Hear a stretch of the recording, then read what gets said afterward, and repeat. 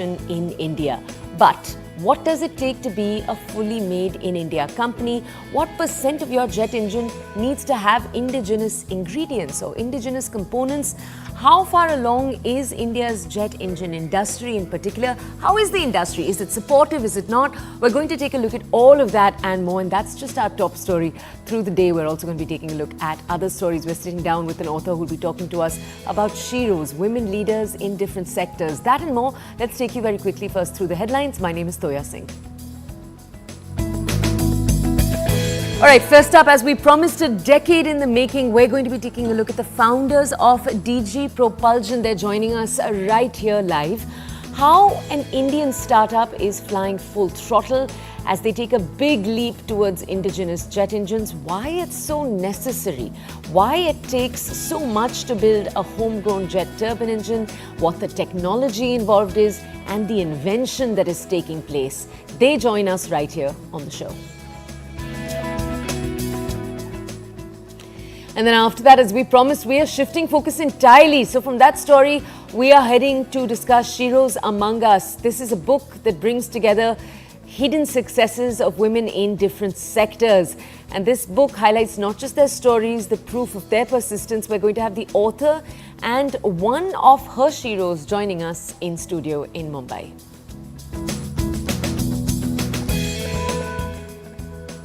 And after that, this chat that we bring you from the MC Summit, why discipline, not information, drives success. Real heroes, ordinary people making progress. In this chat, we talk a little bit more about it.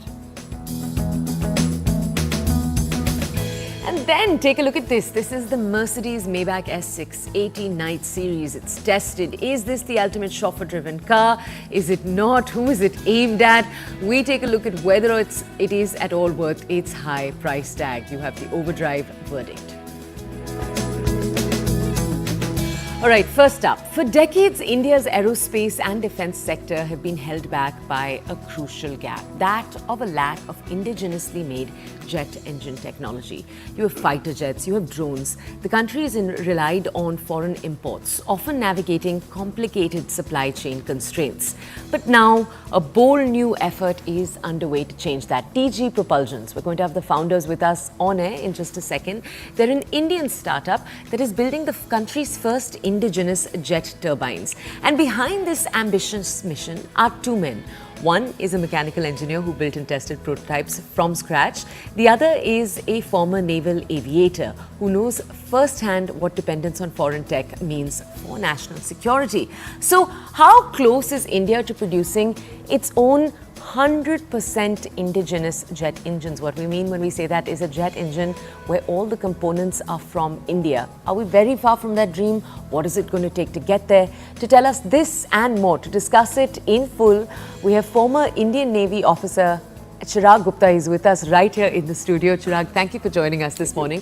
We're also joined, and you can see him already online, mechanical engineer Prateek Dhawan is also joining us live. Prateek, Chirag, you're both co-founders of this entire company. You're together in this lifelong mission. And right now you've got quite a lean team. I believe it's about 5 people large. 5 people, that's right. Very, very lean team that's been building this. And let's just come to you first to get to know a little bit about your story, if that's all right. So, Prateek, if we could come to you first, take us back. This is a decade-long dream that you've had. Take us back to your initial days creating this. Let me just tell our audiences, you run a YouTube channel. The entire platform has a YouTube channel where there are old videos where one can actually see you testing out your initial prototypes years ago. Prateek, take us back. What's the story? Why did you decide this is the thing I want to work on? Hi, Toya. Good morning. Morning. First of all, I really like you said it's a 5 people large team. We definitely are a large team since we have already tested our jet engines here in India. So this goes way back when I was still in college. So this all started as a passion for jet propulsion or jet engines per se. And we quickly realized that this is a huge gap in the Indian manufacturing market. Very few or absolutely no private companies were doing it back then, but it sort of started as a passion project, and then we kept on building over that. We built our first proof of concept back in 2016, 2015, 2016 timeframe. That was just to prove that the physics works, to get it working. That yeah, ye chalta hai, kind of a thing. This thing starts, this thing runs. It was a box kind of a thing in the beginning, just a turbocharger with a combustion chamber strapped to it, and definitely not looking like a jet engine back then. Then, after meeting a lot of really influential people up in the command, we realized they had to import. By the way, they still have to import a lot of these engines from foreign countries. It's a huge market. We found that gap, and we kept on building it with our 5 people large team, with our lean team, and that's how we reached here. So Okay. that's kind of a very, very I know a you've difficult really journey. summarized down what a decade of work has looked like, but we'll come to you in just a second for more questions. Yeah. Chirag, can we now ask you, because our audiences again will not know this, but for your co-founder, this was a decade-long journey. You found him somewhere midway. What was your own career trajectory there? It's not every day that one meets someone who's belonged in the Indian Navy but who's decided to shift paths entirely. So what was that light bulb moment in your head that this is something I want to be doing? So what had happened was that in my career in the Navy, one of the aspects which I did see was that a lot of components, a lot of machines, a lot of equipment is imported. So the question has always remained, why not make in India? Right. And when I left the Navy and was looking around and I met Prateek, the idea of make in India engines struck me as something which we can do. And that's how we, started talking and decided to collaborate and set up the DG Propulsion company in 2019. That's the crux The of genesis the of matter. the story. Right. And that was the time when the Prime Minister had come up with the idea of make in India. So that kind of struck a very positive note between the two of us, and we decided to go forward. Okay. Now, let's just take this next question to Prateek. Prateek, for common bystanders who aren't from this sector, this make in India sometimes can feel a little confusing. Why is it so difficult to make in India? It feels just off, when you first hear make in India, this is the country's goal. It feels like something that should be very obvious, because this is a sector where intelligence is very, very important. So of course you're going to want to make in India. But why has it been so difficult in the past? And just give us a layout of the land. What are the other big companies out there? Are they largely government owned? Are they largely private? And what percent of these jet engines that are already on the market are make in India? So 60%, 40%, how many components are coming from abroad? Give us the whole lowdown. So right now, most of the jet engine development is being done by the PSUs or the government-owned institutions like HAL and DRDO's GTRE. Because it's so capital intensive, this entire thing of building jet engine, most private companies have shied away from putting in the capital required. And number two, it's a long-term investment, right? So you really have to invest the money and keep at it till you get the right product out of it. It's purely hardware. It takes years of development, years of testing to get a proven jet engine. So that's why most of the efforts have been done by just the government PSUs. And matter of fact, DG Propulsion is one of the first privately owned companies who are trying to enter this market, right? And they are actively developing and testing the jet engines. The reason it's difficult is because it's a big super system as a whole. It's not one component. It's like amalgamation of number of components, from the compressor stage, the combustion chamber, the turbine stage, different alloys needed for the hot section components. Then there comes the metallurgy. So it was very difficult, and it's still difficult to get all these things working in a conjunction in a really good way, so that your engine runs normally. And then on top of that, you have to spend years on testing to get the data, to get them working optimally, right? So there is huge capital investment required, to make these components. The supply chain is not set up yet, at least for the private buyers. Then it takes years to get them together in a system. It takes a lot of system engineering, and that's what DG Propulsion has sort of excelled at. And then it takes more years to test these things so that they are reliable, they are flight reliable, right? I mean, the lives of the pilots, they depend upon these jet engines working rightly. Right. You cannot just bypass that. So, you know, the interesting thing is that when we talk of jet engines, in one's head, automatically the idea is something huge. But actually, the jet engines you create can be quite small. They can be quite nifty. I've seen, Prateek, you hold them sometimes in interviews up for the camera. They're quite small. Chirag, if we could come to you then to ask you a little bit more. A two-pronged question. First, tell us, when it comes to DG Propulsion's creations, so 2019, I believe, is when you started out. Last year, about 18 months ago actually, is when you were able to put jet engines for the first time that we could call made in India out on the market. But as you were telling us right before we started this interview, there's still a long way to go, not just for your company, for all companies out there, in terms of the percentage of that one jet engine that is India made, correct? There's still a journey. Can you just give us an understanding, maybe using rudimentary percentages? Right now, for example, 50% is made in India. The goal is obviously to get to 90%. Just give us an example like that to understand.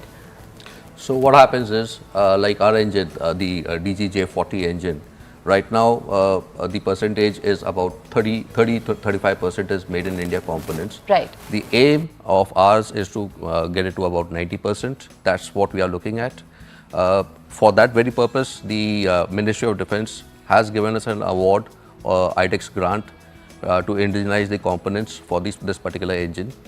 Idea is to make it self-reliant, and what we are trying to do at this point in time is develop the ecosystem, develop vendors who can manufacture different components, identify sources from where we can get raw material from which the components can be made, and that's a journey in progress. We have identified a few firms within India who are capable of manufacturing components for our engine, and we hope to test them in the next couple of months' time. Okay.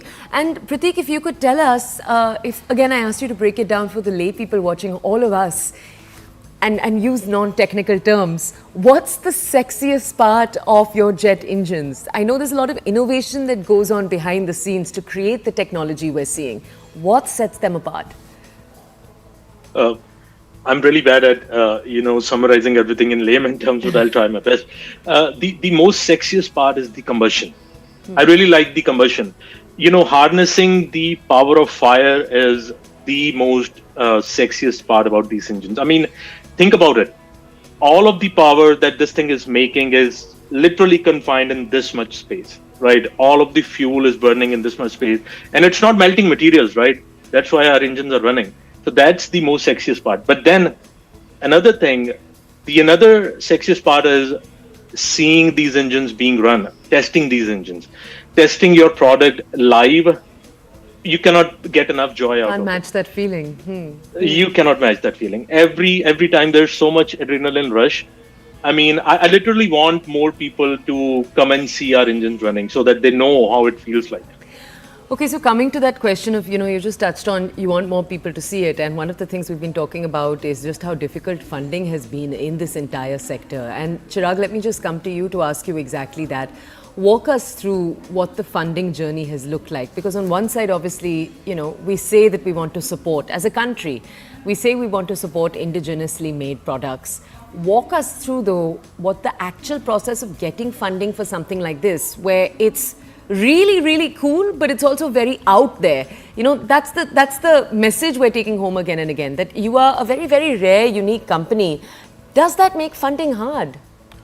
So far we have not got any funding. Let's put it this way, that we are bootstrapped. Both Prateek and we have been putting in our own money to develop the product and the prototype so far. The funding journey is challenging. One does see a little bit of skepticism when you go and talk to people, that an Indian company is able to manufacture engines, and that to jet engines, considering what has been going around and the kind of news that we get to read every day. The aspect which does come to the fore is that most of the times funding is going to companies which are more in the fintech or perhaps the aggregator space, because that's where the VC see a fair amount of return on their investment over a very small period of time. In our case, the journey has to be a little more extensive. It has to be for a longer period, and it requires a little more funding than just a mere, any figure you put across. It has, which means that the people have to be more patient. Hardware typically is a difficult sector in the sense that there's that need to demonstrate the product. It's a complicated situation. Prateek, if we could just ask you to weigh in here, because this is the most important question we're going to ask today. When it comes to what this ecosystem needs to change about itself, obviously point one is funding. It's the fact that funding should not be so hard to come by. But what else? Walk us through everything that's needed. So, exactly what Chirag touched. I mean, a lot of funding goes to the software and quick scale startups, right, which can scale quickly and get the returns in 1 or 2 years timeline. So we need more VCs, more investors who understand the space, who understand jet propulsion, who are willing to fail. So that this is the most important thing which I want to put across. Many of us in the deep tech startup, we should be ready to fail, because failing is part of the journey. And another thing, a lot of thing has to change on the funding aspect, in a sense that this thing needs really a lot of initial capital investment. So any investor coming in, they should understand the space. And we definitely need more government support as well for this ecosystem, because a lot of this development was initially done by all of the government PSUs and all. So we need their support. We need more testing facilities per se. We need to test our engines. We need to certify our engines. So the government labs, they should be open for us to get our engines and test them, so that they are up to mark what we are telling them to be out in the market. And definitely the supply chain is not set up at the moment for the private companies. I mean, you go out there, you look for a component to manufacture, to source. There is essentially absolutely no supply chain setup. You spend more time finding the right suppliers, finding the right materials, and then on top of that, there are MOQs which not a small startup can afford, right? So there has to be a big supply chain. So the entire ecosystem needs a bit of shuffle to happen. So more startups should come in the picture, and there should be a robust supply chain.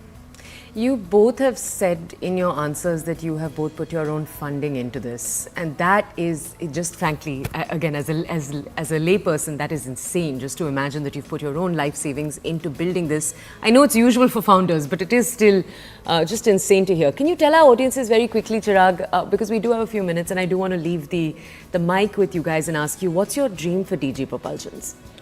Well, our dream is to make it the engines, make it completely made in India. Increase the size of the engines, and at some point India should be self-reliant in the jet propulsion technology.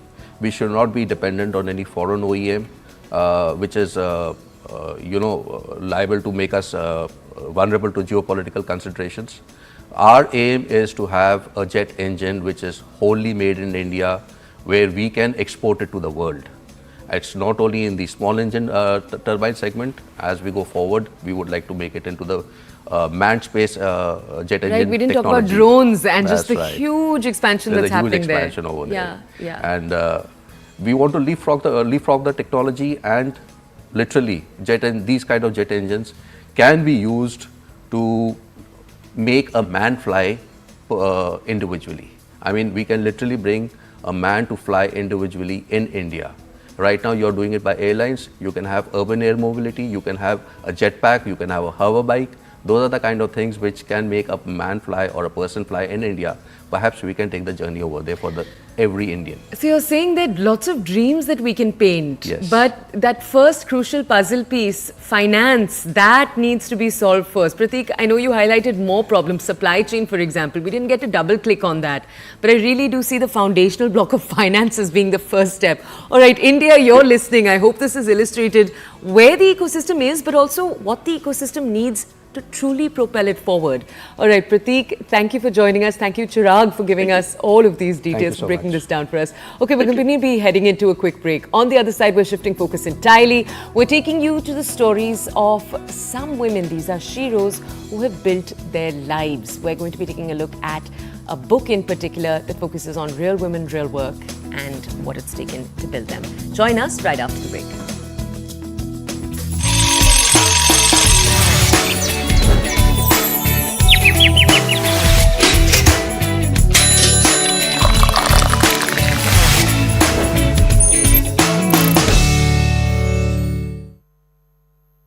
Jasmine?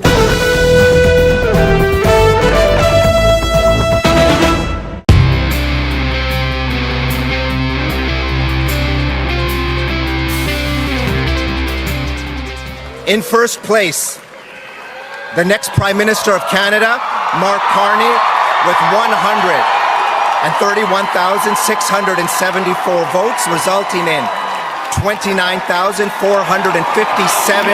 allocated points, representing 85.9% of the vote.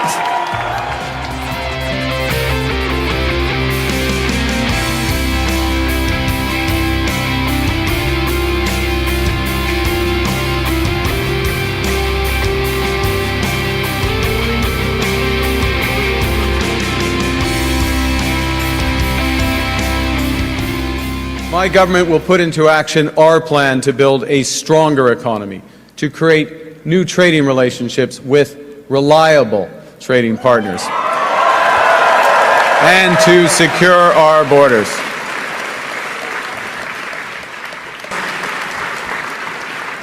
There's someone who's trying to do the opposite. There's someone who's trying to weaken our economy.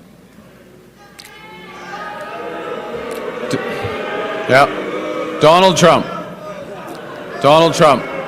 And Donald Trump, as we know, has put, as the Prime Minister just said, unjustified tariffs on what we build, on what we sell, on how we make a living. He's attacking Canadian families, workers, and businesses, and we cannot let him succeed. And we won't. We won't.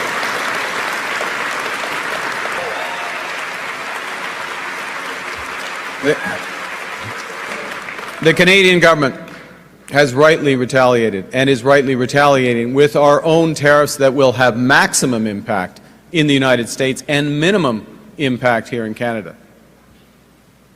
And my government will keep our tariffs on until the Americans show us respect.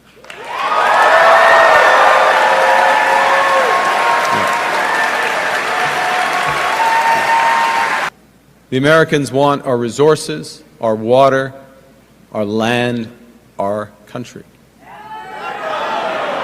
Think about it. If they succeeded, they would destroy our way of life. In America, healthcare is a big business. In Canada, it is a right.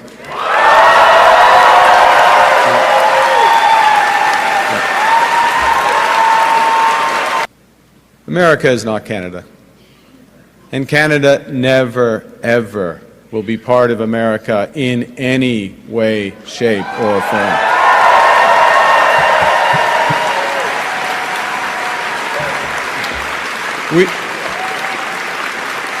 Look,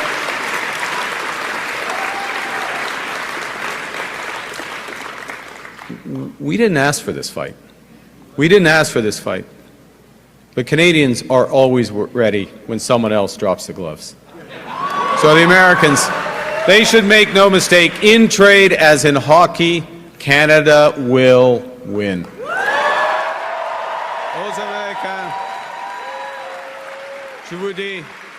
So Donald Trump thinks he can weaken us with his plan to divide and conquer. Pierre Poilievre's plan will leave us divided and ready to be conquered. Because a person who worships at the altar of Donald Trump will kneel before him, not stand up to him.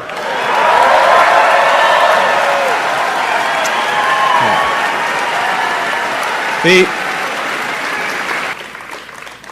know that these are dark days. Dark days brought on by a country we can no longer trust. We are getting over the shock, but let us never forget the lessons. We have to look after ourselves, and we have to look out for each other. We need to pull together. When we come together, we build things that last because we are Canada strong. Vive la Canada! Merci tout le monde.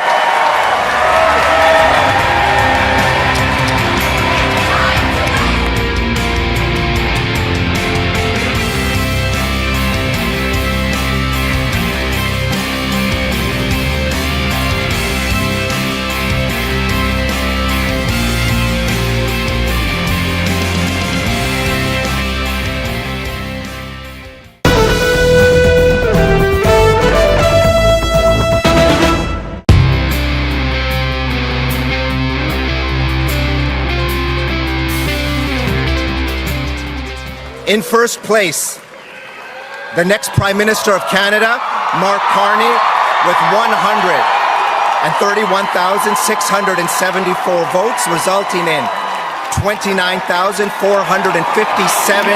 allocated points, representing 85.9% of the vote.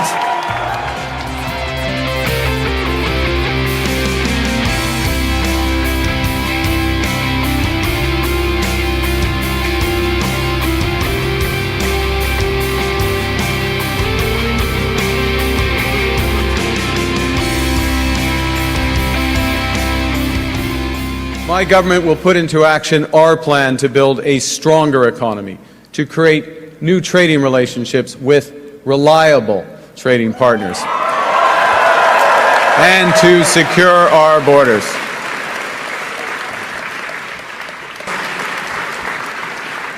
There's someone who's trying to do the opposite. There's someone who's trying to weaken our economy.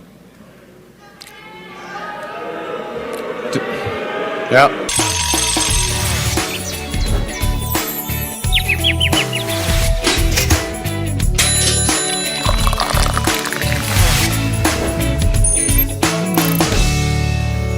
Welcome back to the Breakfast Club. It was International Women's Day over the weekend, and over these last few days we've been highlighting women-centric stories. Today we are taking you to a very, very special one.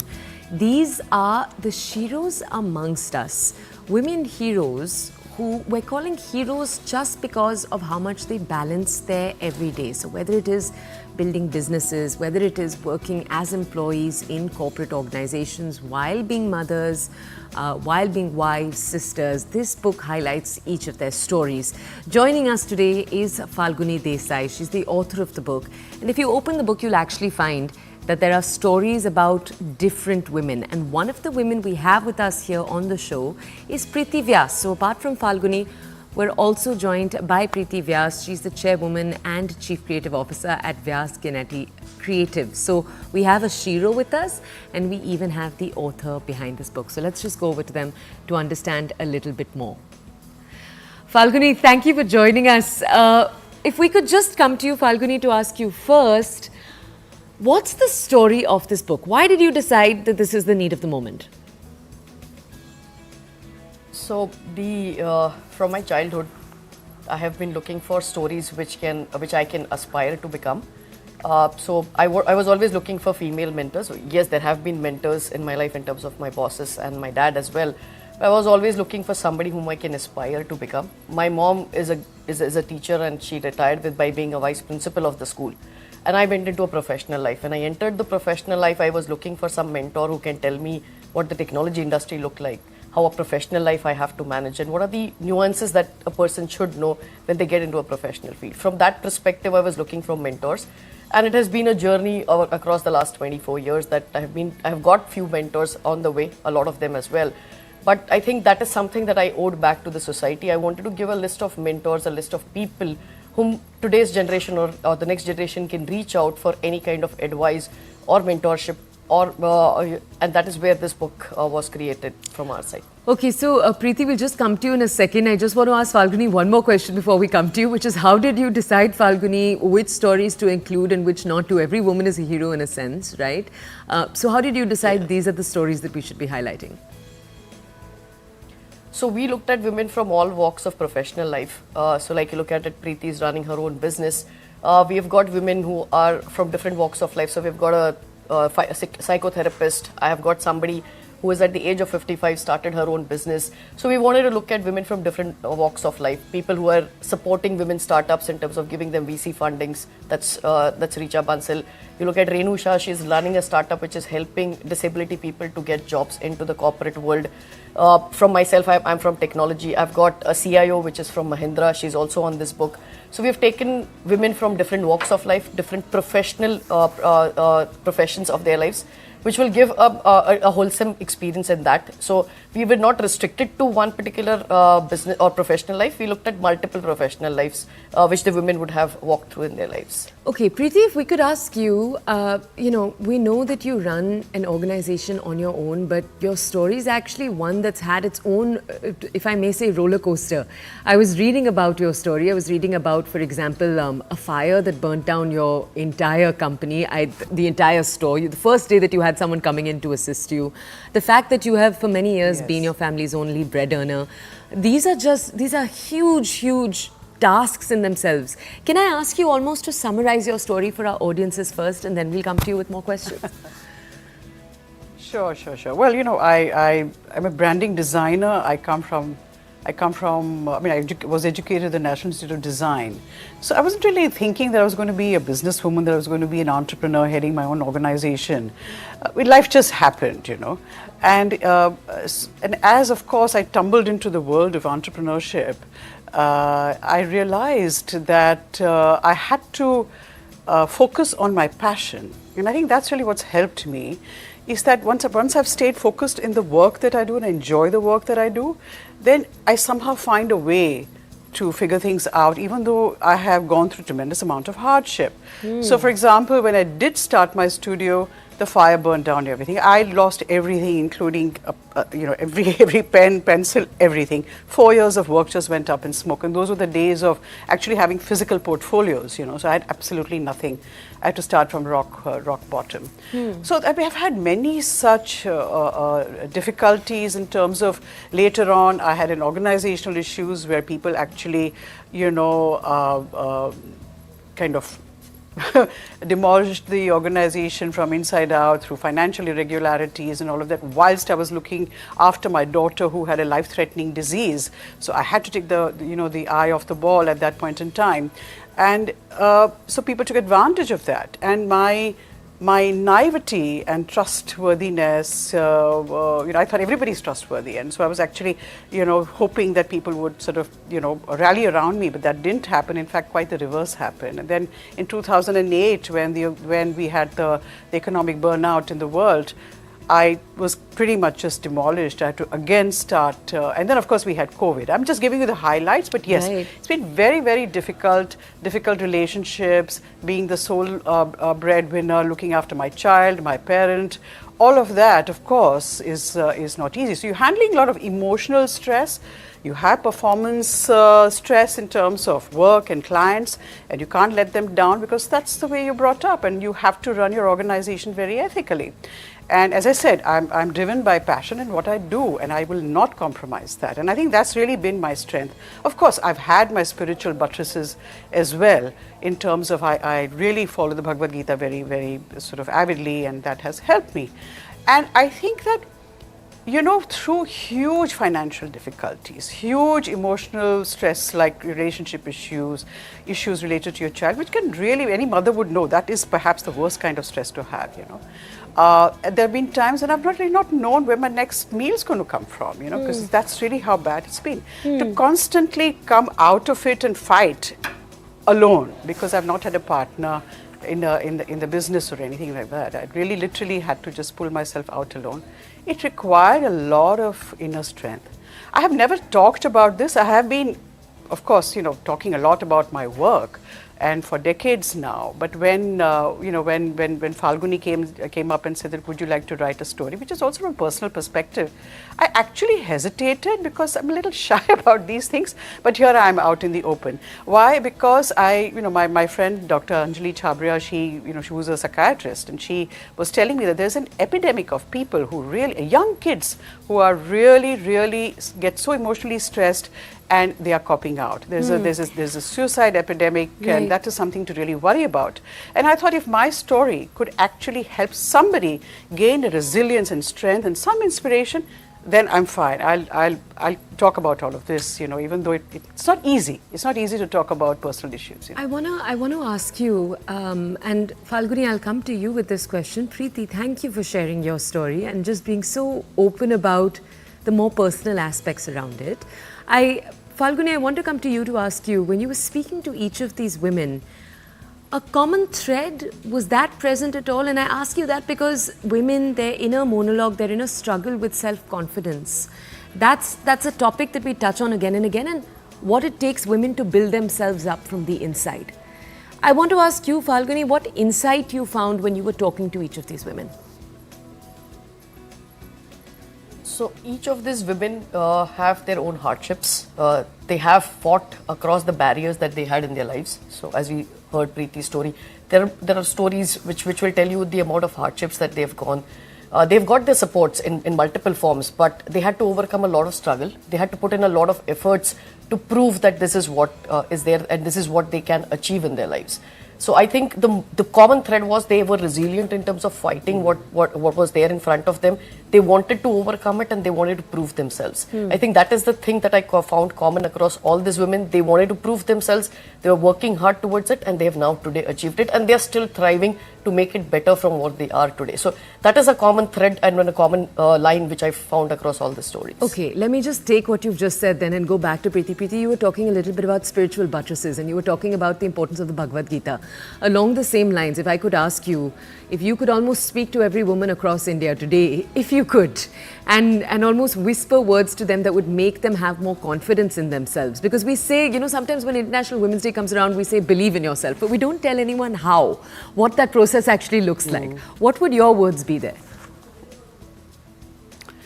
Well, honestly, touching upon the spiritual aspect of my journey, that has given me the strength, and so therefore I would say that look for your own spiritual anchor. And Bhagavad Gita worked for me, and a lot of my studies, and I'm a serious student of the scriptures. That has worked for me, and I'm saying that something else might work for you.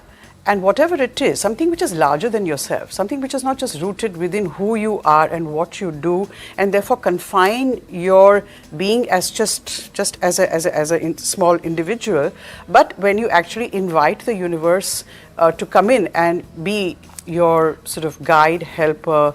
And in fact, what I would say is that you're igniting a principle when you actually have an act of surrender to a higher force, that it encourages you to surrender, but it also, I feel personally, through my own personal experience, it inspires the universe to help you. Wow. And I think that has really been my strength. I have learned not to rely on people. I've really, people have been there, and the wonderful people have come to my help, but I tend to not do that because I don't want to live with expectations, because it's not the right thing to do. People are not really committed to help you in your life. They're committed to do all sorts of other things, and they may or may not help you. So it's better to not just rely on your tiny little being, but on a larger sort of energy.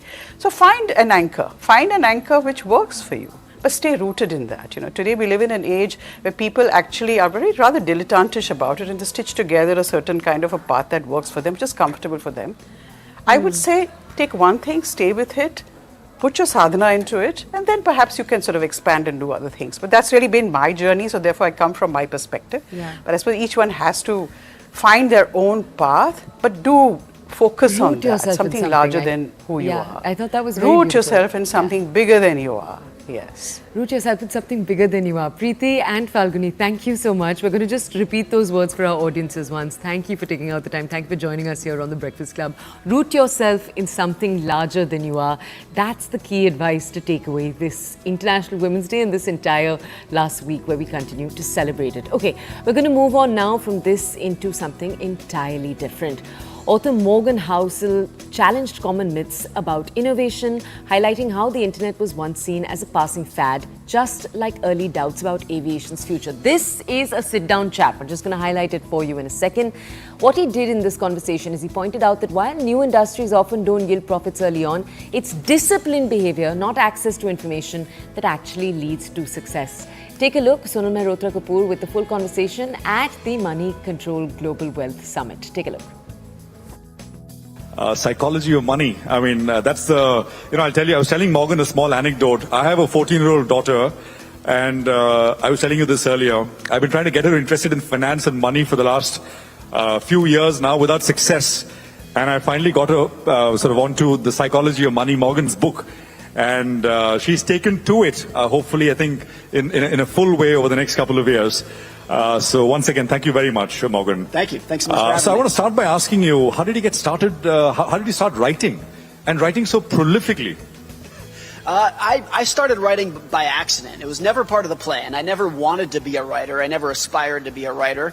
I wanted to be an investment banker or a hedge fund manager. And I graduated college in 2008. Fun year, awesome year in the global economy, 2008. So, of course, nobody was hiring in 2008. Everybody was laying people off. One little story about that. In 2008, I submitted my resume to a large investment bank. And a week later, they hadn't responded. And I reached out and said, hey, I just wanted to make sure you got my resume. And they said, oh, I'm sorry, we laid off the entire HR department. There's nobody to receive your resume anymore. So that was what trying to find a finance job was like in 2008. So I needed something to do. I had no idea what I had no backup plan. And out of desperation, not out of enjoyment or skill, out of desperation, I took a job as a finance writer for the Motley Fool. And I thought I would do that for 6 months or so before I found a real finance job. But I ended up just sticking with it. And the first couple of years, I really didn't like it. I was not any good at it. It was not any fun, but I just needed a paycheck. But and then as the years went on, it got a little bit more enjoyable. I kind of found my niche a little bit. But I think lots of careers are like that. You often hear from college graduates in particular, or like recent college graduates, and they have a plan. I'm going to do this for 2 years, and I'm going to move to this career and get promoted here. And it never works like that. Like, it's great to have a plan, but almost everyone's career will just end up more serendipitous like that. And that was definitely true for me.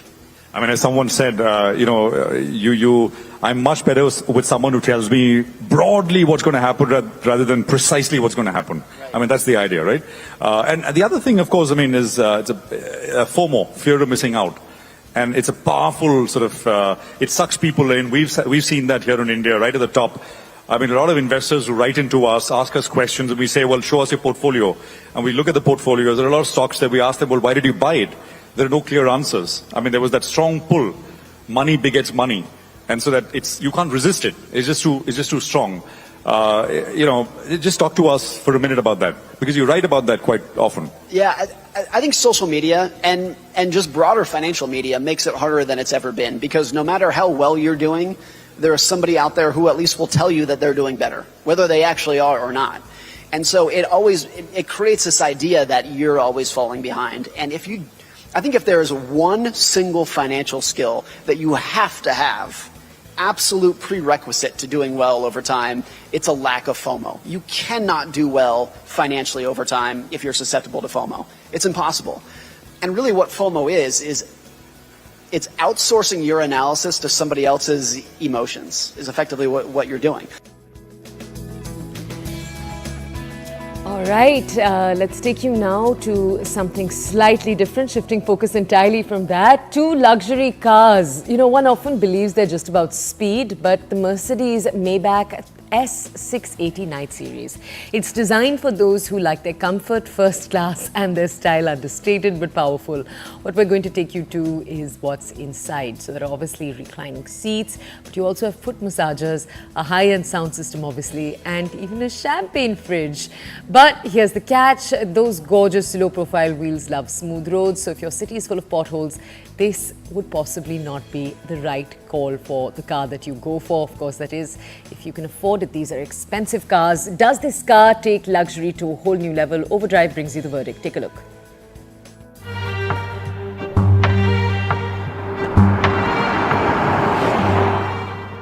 For most people, the Mercedes-Benz S-Class is the pinnacle of luxury. It is the kind of car that classily whispers wealth instead of flaunting it.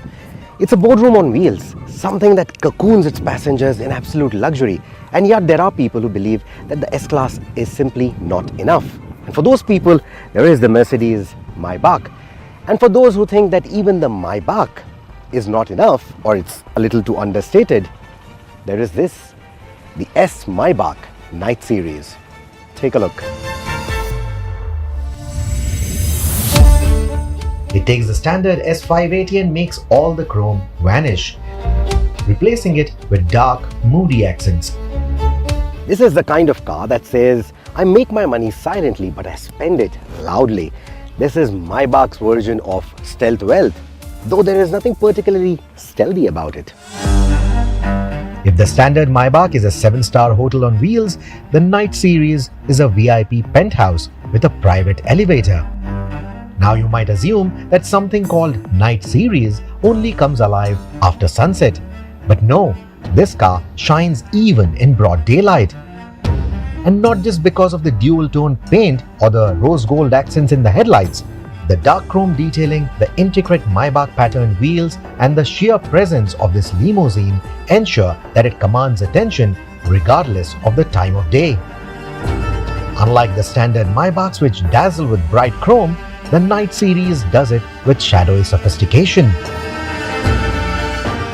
The Night Series treatment strips the usual bright chrome from the grille, window surrounds and even the Maybach badges, replacing them with dark chrome that gives the car an air of quiet menace. Even the Maybach emblem on the C-pillar gets a darker treatment, just in case you thought this was some regular S-Class.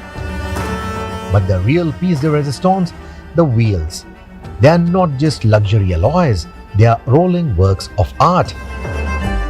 The intricate Maybach logo is peppered all across the wheel to form this mesh pattern. It's the kind of work that you expect from the artisans of the Taj Mahal. If they were of course into automobiles instead of architecture. I think it looks stunning, it screams craftsmanship. But at the same time, it's very prone to getting scuffed quite easily. So it demands glass smooth roads. So this Maybach isn't for the construction barons, unless of course their next big project is resurfacing all the roads that lead to their mansion. And then there's the headlights, subtle rose gold detailing woven into the clusters, because Maybach believes even functional elements should exude opulence. If ever a car was designed to glow with understated luxury, this is it. I don't need to remind you, a Maybach is not something that you see often. A Maybach Night Edition, rarer still. But what is even rarer is this. It's a V12 under the hood. Yup, even in today's times, the V12 lives on. Not something that you hear often. And yes, it's running. And yes, it does come from AMG.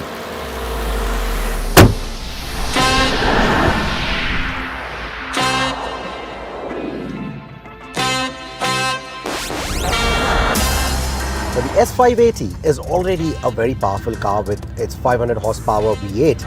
This V12 with those 4 extra cylinders puts out about 100 horsepower more, so that's over 600 PS of power. More importantly, Newton meters of torque. Not like you will notice a difference between the already quick S500 and the even quicker S680, but for a car that weighs almost as a rich man's apartment in Mumbai, it's pretty quick.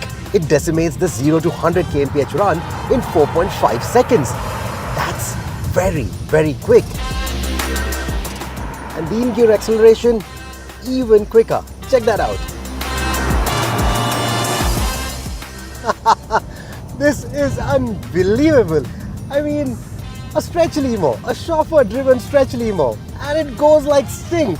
It's unbelievably good.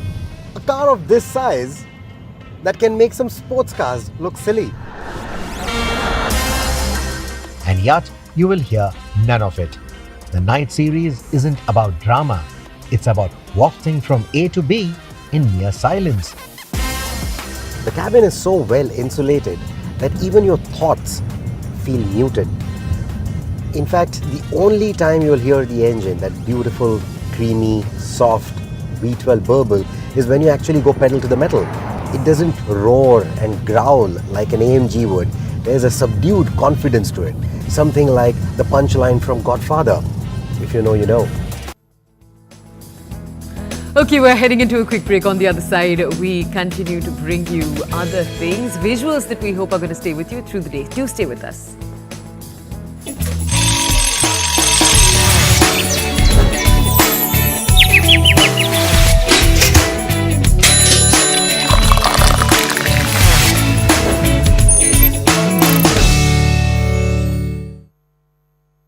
Anytime is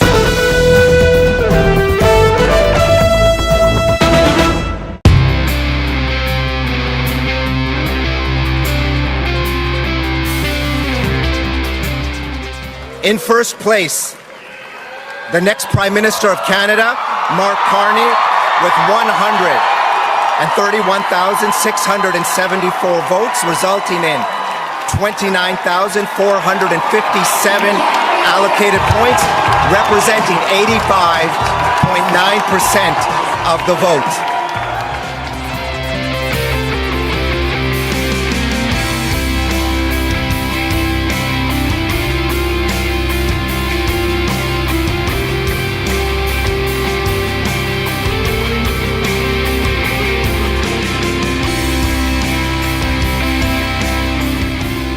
My government will put into action our plan to build a stronger economy, to create new trading relationships with reliable trading partners, and to secure our borders.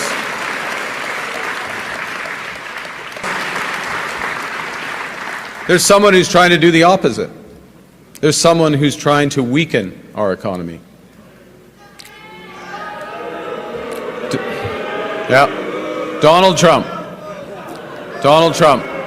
And Donald Trump, as we know, has put, as the Prime Minister just said, unjustified tariffs on what we build, on what we sell, on how we make a living.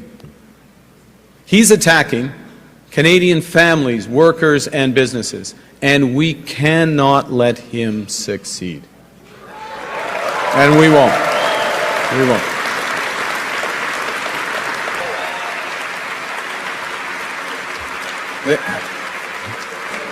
The Canadian government has rightly retaliated and is rightly retaliating with our own tariffs that will have maximum impact in the United States and minimum impact here in Canada.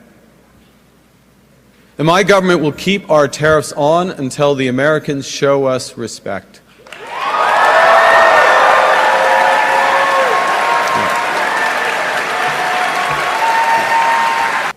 The Americans want our resources, our water, our land, our country. Think about it. If they succeeded, they would destroy our way of life. In America, healthcare is a big business. In Canada, it is a right.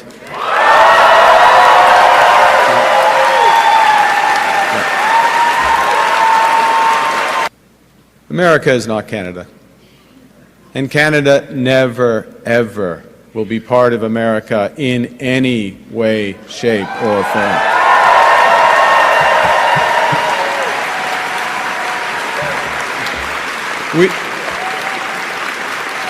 Look,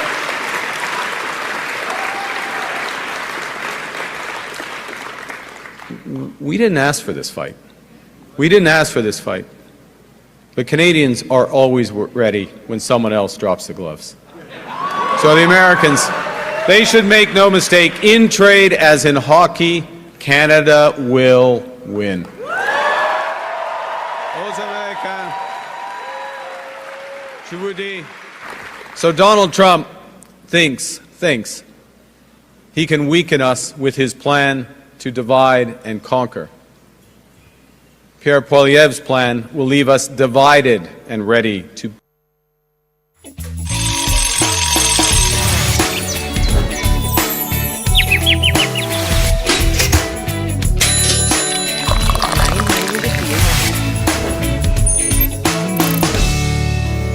All right, and we're almost at the end of our show, but we're going to leave you with some visuals. So we're going to take you first to Rome. Take a look at these visuals that are coming in. This is obviously the legendary Trevi fountain. It's the fountain that's known in Rome for where you throw a coin in and actually make a wish and it's believed to come true. Take a look at that beautiful, beautiful visual. And the reason we're actually showing you that is because it became the backdrop of a video, this video map that we're showing you right now. You can see on your screens. The event transformed this landmark into a dynamic display of light and imagery, obviously symbolizing the ongoing fight for gender equality because it took place on the weekend. Okay, we're going to shift focus from this now. We're taking you from Rome now to Thailand, where thousands of Thai devotees gathered at Wat Pang Phra temple. This is in Nakhon Pathom for the Thai Wai Crew. It's an annual festival that honors and pays tribute to the late Luang Phopan, a revered magic tattoo master. What you're looking at right now is devotees who have sacred images covering their bodies, which are believed to offer protection, bring good luck, and even heal sickness. In return for this inscription, one needs to give either flowers, incense, a pack of cigarettes. Sometimes people donate the amount based on the faith they have, but that's what you're looking at. And let's shift now to maybe the cutest visuals. This is a whippet named Musha.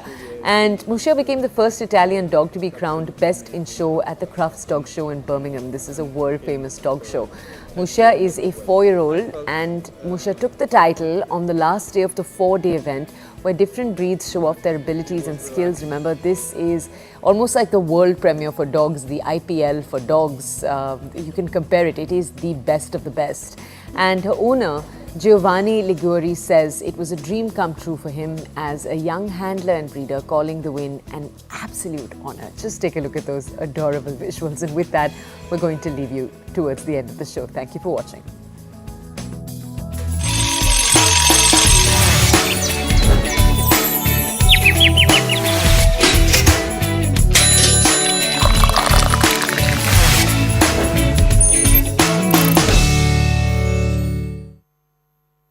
Jaws में बड़ी बड़ी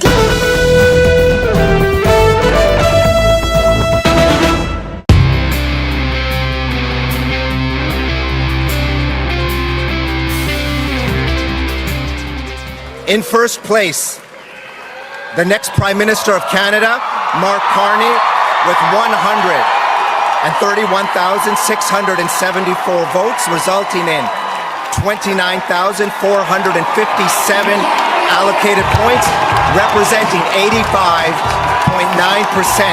of the vote.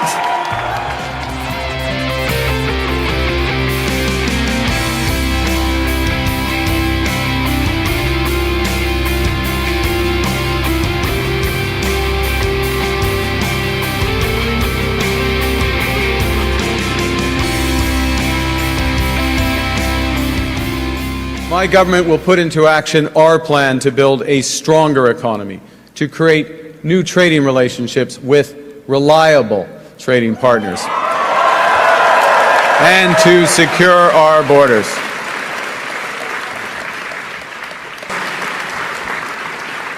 There's someone who's trying to do the opposite. There's someone who's trying to weaken our economy. Yeah. Donald Trump. And Donald Trump, as we know, has put, as the Prime Minister just said, unjustified tariffs on what we build, on what we sell, on how we make a living. He's attacking Canadian families, workers, and businesses, and we cannot let him succeed. And we won't. We won't.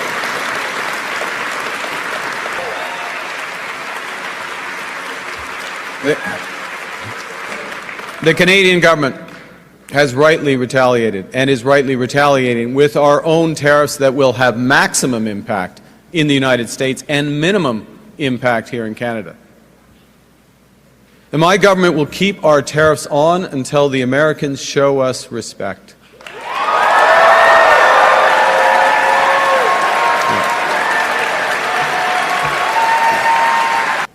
The Americans want our resources, our water, our land, our country.